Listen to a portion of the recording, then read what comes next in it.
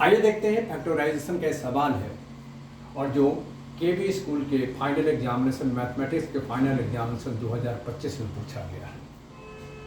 सवाल है x Q minus 23x² plus 142x minus 120 और इसको फैक्टराइज करना है। ये चार टर्म का फैक्टराइज है और जब चार टर्म के फैक्टराइज का सवाल हो तो मिडिल का जो दो टर्म है उसको दो पार्ट में बांट दीजिए, इसको भी दो पार्ट में और इसको भी दो पार्ट में।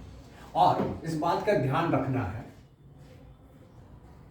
वो आप ऐसे देखिए, ये हम इसको 12x² minus 11x² plus 132x plus 10x minus 120।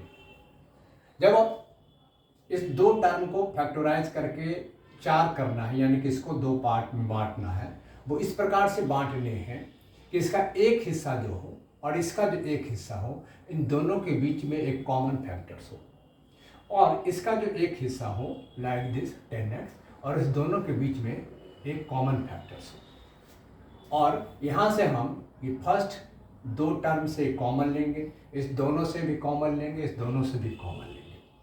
अब इस दोनों से हम क्या कॉमन लेंगे, वो है हमारा नंबर x²। लेने के बाद इसमें बच जाएगा x² और यहाँ बच जाएगा x बच जाएगा और यहाँ बच जाएगा 12। x² लेने के बाद यहाँ x बच जाएगा और माइनस 12। यहाँ पर हम 11x कॉमन लेते हैं तो हमें क्या बच जाता है x और यहाँ बच जाएगा 12। माइनस 11x माइनस 12 को मल्टीप्लाई कीजिएगा तो 132x मिल जाएगा और यहाँ हमें मिल जाएगा 10 कॉमन लेंगे तो x माइनस 12। 10 को माइनस 12 से मल्टीप्लाई कीजिएगा तो माइनस 120 आ जाएगा। x माइनस 12 यहाँ सभी में कॉमन है और दूसरा हमारा टर्म हो जाएगा x² माइनस 11x प्लस 10। अब इसको भी x² माइनस 11x प्लस 10 को भी फैक्टराइज करना है।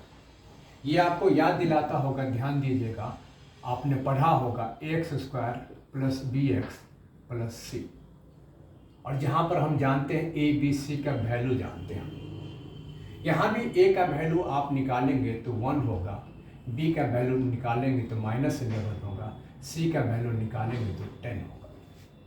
इसको जब फैक्टराइज करते हैं यानी कि b को, यानी कि 11x को, वो इस प्रकार से हम दो पार्ट में बांटते हैं b1 प्लस b2 को, कि b1 और b2 को अगर मल्टीप्लाई करें तो ये वैल्यू जो है a इंटू सी के बराबर होना चाहिए।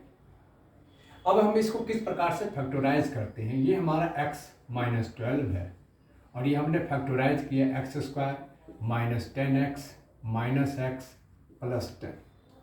अब ये यहाँ पर b का वैल्यू जो है वो माइनस 10 है और इस b का वैल्यू b2 का वैल्यू क्या है माइनस 1। यहाँ पर आप देखोगे a का वैल्यू क्या है 1 और c का वैल्यू क्या है 10। यहाँ पर आप पाओगे कि ये भी 10 होता है और ये भी 10 हो गया। इस बात का ध्यान रखना है ताकि ये जो फैक्टराइज करना है वो आसानी से हो जाए। अब यहाँ पर हम x माइनस 12 लेते हैं, ये तो है ही, और यहाँ से हम दो टर्म में से एक कॉमन लेते हैं, वो x, तो x कॉमन लिया तो x माइनस 10 बच गया, माइनस 1 कॉमन लिया तो x माइनस 10 बच गया।